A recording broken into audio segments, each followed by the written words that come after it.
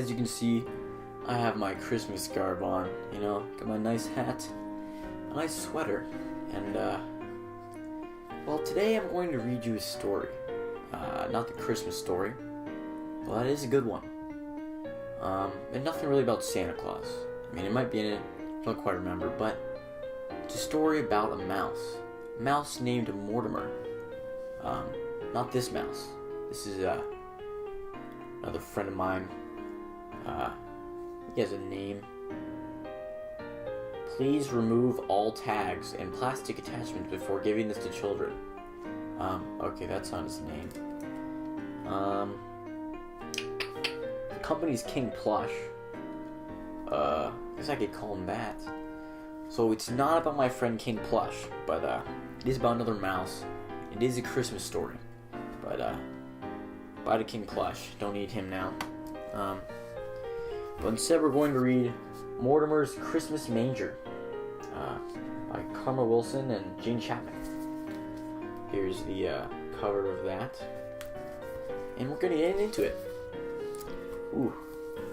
Got a nice tree here. Got some tinsel and streamers and ornaments and such and lights and all sorts of cool stuff. Yeah, oh, he's making some snowman or something right there. I don't know. It's interesting. A mouse that can make a snowman. It's a mouse I want to meet. Let me tell you that. Well, let's get started. In a big house lived a wee mouse named Mortimer. He dwelled in a dark hole under the stairs. It is pretty dark. It's got some pipes and stuff. A lot of trash. It's a trash there. Nobody ever noticed little Mortimer. And Mortimer liked it that way. But he didn't like his hole. Too cold. Too cramped. Too creepy, squeaked Mortimer. Each day he snuck out and crept about looking for crumbs and tidbits. One day, there he is. Right by someone's, right next to him. They just don't even notice him. Sneaky little bugger, isn't he? Huh. Mortimer spied something new. What he spied was wonderful. He saw a huge tree covered with twinkling lights. Nestled on top was a bright, shining star.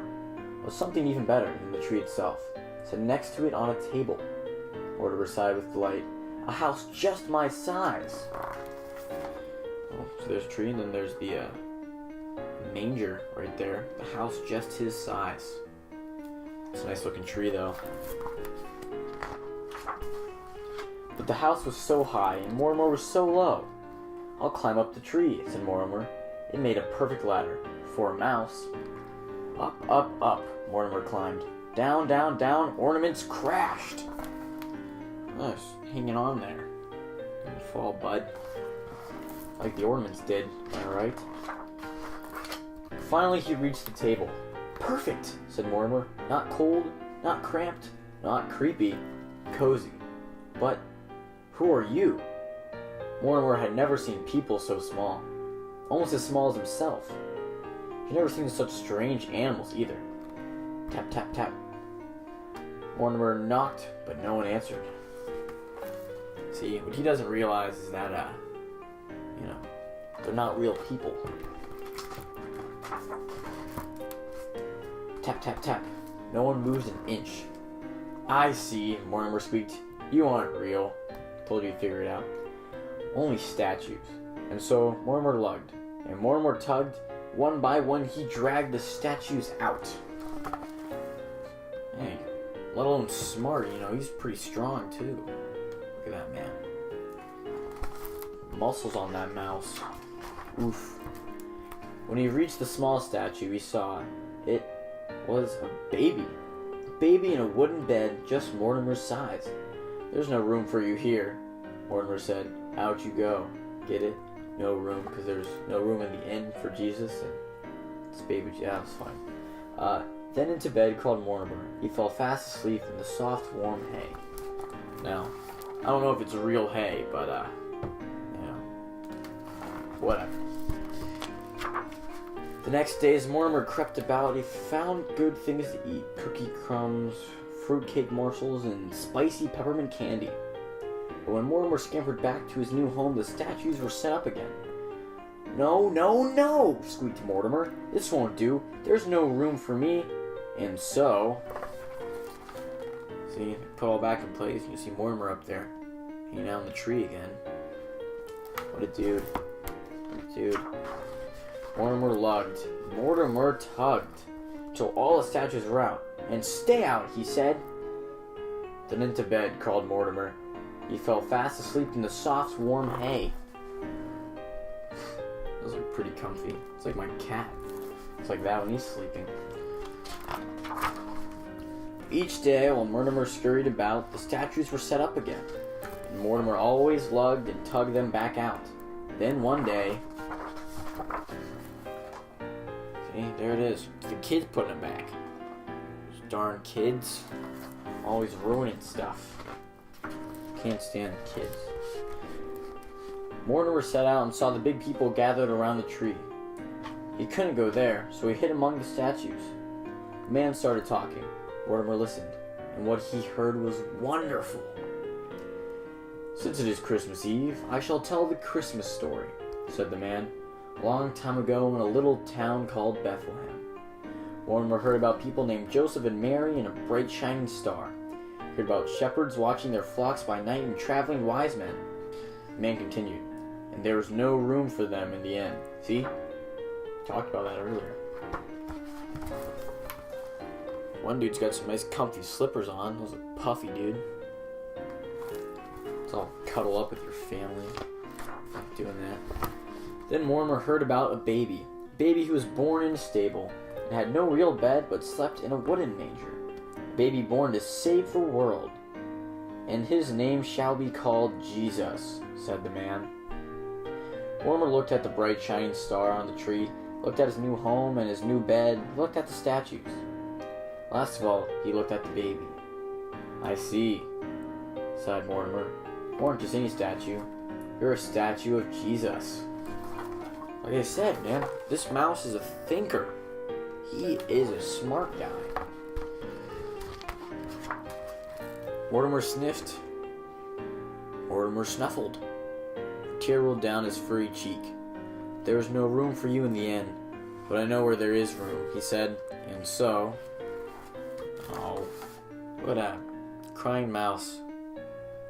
Oh, it's so sad. Mortimer lugged and Mortimer tugged. Soon he dragged all the statues back to where they belonged. Last of all, he laid the baby in the manger. "This belongs to you," he said. Mortimer smiled. "You look warm and cozy now." Oh, what a dude. Mortimer. What a man. There was no place for Mortimer to go except back to the cold, cramped, creepy hole. As Mortimer scuttled down the tree, he said a prayer. "Jesus, you were born to save the world. Perhaps could you also bring me a home?" And then Mortimer spied something new. What he spied was wonderful. Mortimer sighed with delight. A house just my size.